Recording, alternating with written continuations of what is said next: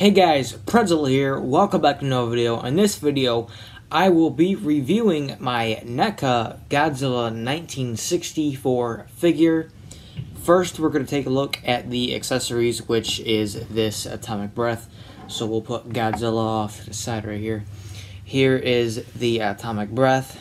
Get a good look at that right there. Nice details.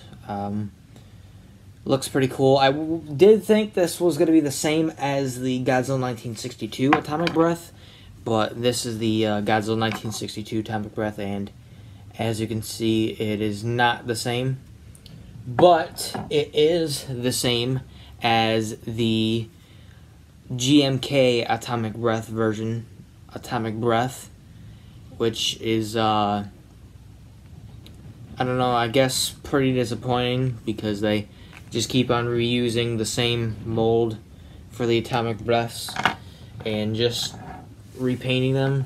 In some cases, not repainting them at all. But for this one, I may repaint this myself because I did recently get some new paints.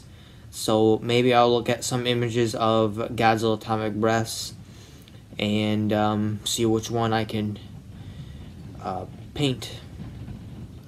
Mainly going to be looking at the Godzilla 1964 Atomic Breath, see if this looks like that or if it's actually like a lighter blue or so. And then I'll decide what I'm going to do with that. But looking at the figure itself, I think, and this is, you know, just my opinion, this is one of NECA's best Godzilla figures, like, ever. I would go as far to say this is probably my second favorite Godzilla in all of my collection, which my favorite is the NECA Godzilla 2019, but my second favorite was the Godzilla 1962, but I think I might like this one a bit better. I'm not so sure.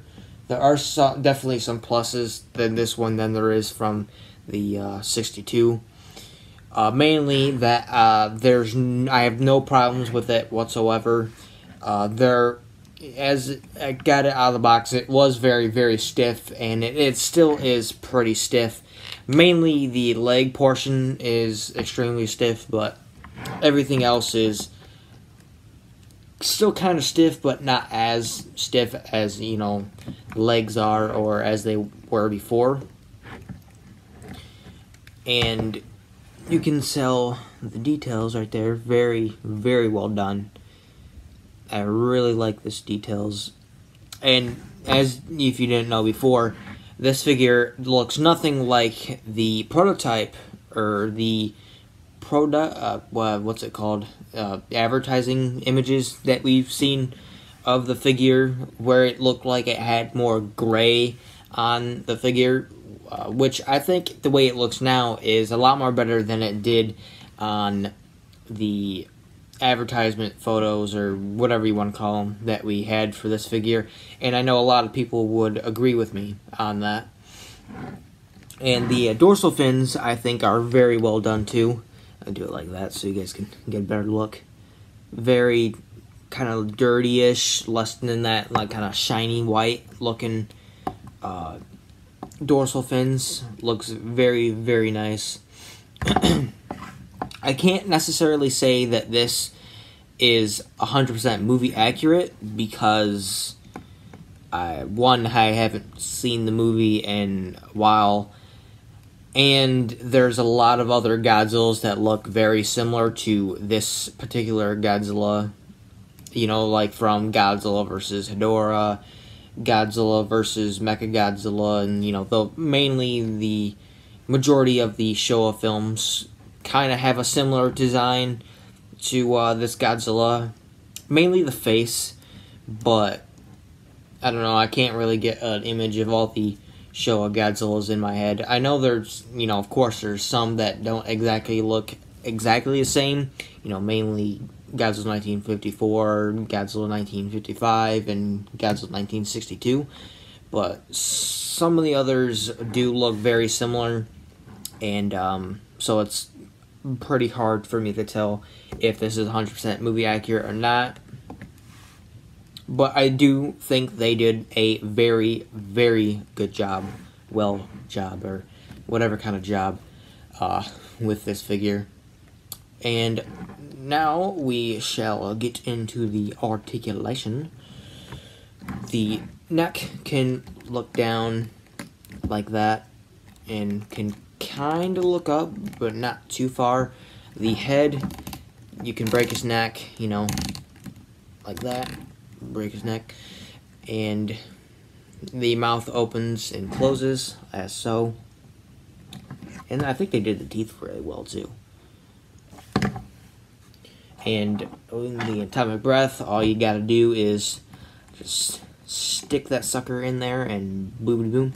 I think I did it wrong. I don't know if I'm putting it in wrong. I'm pretty sure I'm putting it in right, but that's how it's gonna look. It doesn't go anywhere else. It just basically points at the ground, unless you wanna be looking like he's I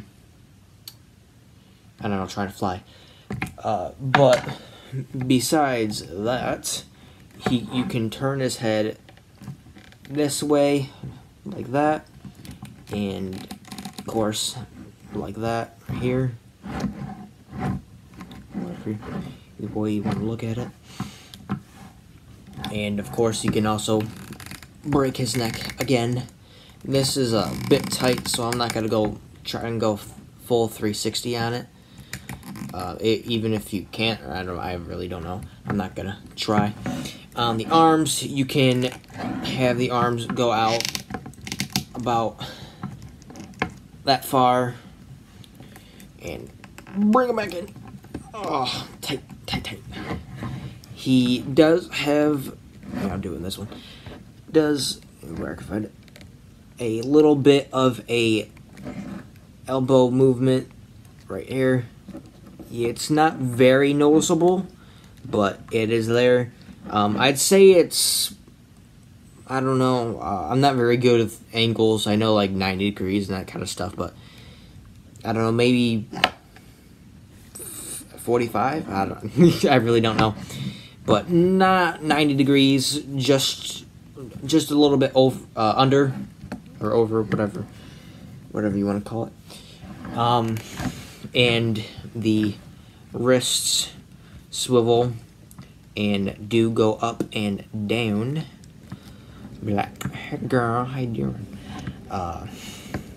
And of course, the exclusive thing that you get with the Neca figures, well, not all of them, but some of them, is you have some finger joints, or hand joints, whatever you want to call it, so he can grab something. Not really sure what he's be grabbing, but let's just hope that he's I'm gonna stay away from that. Okay, so with the torso, you can do that, go all the way at 360, break them, and go back again, move his arm. Super tight. You can't really get him to pull up a little bit. Not really. But, you know, you can get him to turn, as I already showed you. In the legs, this is going to be probably the most difficult part because it's very tight. You can switch them like this, 360, and there is some knee joints. You can get the leg back, go back like that, and it's one of those weird joints where you can get the leg to go super forward up. So that's very unique. The legs on this guy are a bit odd for me because I don't know if this is how it's supposed to be. I don't know if it's supposed to be looking anywhere else, but I don't know. It just feels weird. But with the foot or feet, whatever, you can make it go down like that and kind of up, I guess. And it does have, maybe this one's a little bit more, kind of a little bit of ankle pivot, but you kind of have to force it. Of course, because this figure's extremely tight, as I mentioned multiple times. And my favorite part of this figure is the tail, which with that new thing that NECA has been doing, which is, you know, not having the wire, and that results in having an extremely bendable tail. And of course it pops right there. But it's an easy fix, like so. But yeah, you can get the tail into plenty of poses. You can, you know, as you can clearly see, which is very nice to see. It doesn't have the, you know, singular joints in the tail as SH Monster Arts, where you can, you know, make it look, I don't know, the better maybe, I don't know. But the way NECA has been doing their tails now is big improvements, and I think it is amazing. Very cool. I will be making a stop motion with this guy. I think the problem I'm gonna have though is doing his walks, due to the legs being extremely stiff. But I did have this kind of thing happen before with multiple other figures, so usually what happens is they kind of just, the joints kind of loosen up over time.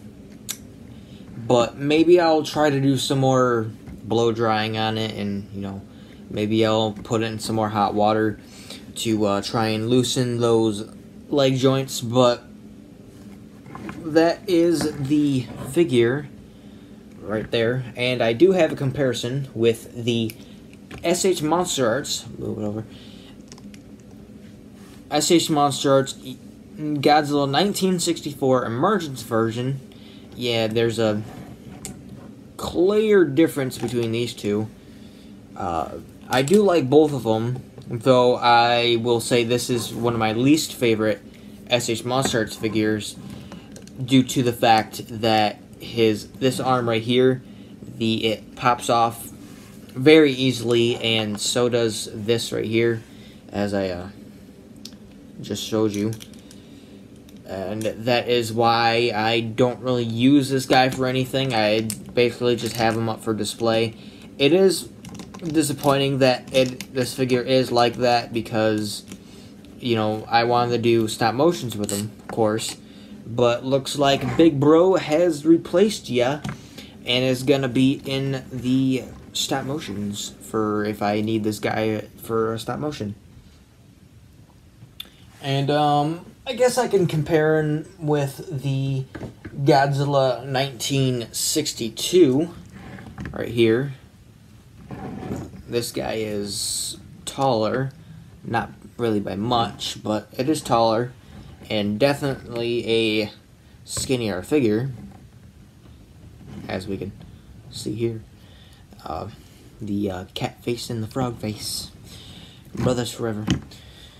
But yeah, I'd have to say actually that the tail on the 62 is more easier to move and than the 64, but again, the 64 will probably get like that over time. So yeah. But if I were to give this figure a rating, I would probably give it a 9.5 out of 10. I really don't have any problems with it. It is a really well made figure. I like the way it looks. You know, not really much else to say how to compliment it. But if you are wondering if you would like to pick this up, I would 100% recommend it, especially if you're a Showa fan. I'm kind of, you know, mixed with Showa. I mean, I think the movies in Showa are good, but I'm not too big on the designs for the Godzillas. But this figure is a very good figure in my opinion, and I would recommend it to anyone who is wondering if this is a good figure or not. I can't promise that every figure is the same as this and you won't have any problems with it, because, you know, things happen.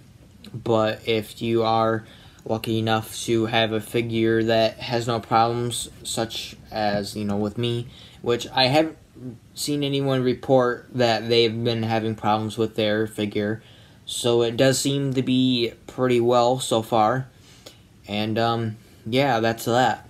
My next hunt down is going to be the Neca Godzilla Neca Burning Godzilla 2019, which releases next week. So I will be trying to get him, and I will be adding this guy to the shelf, as well as doing a stop motion sometime, whenever that happens. But anyways, thank you guys so much for watching. I hope you enjoyed, and I hope to see you in the next video. Bye.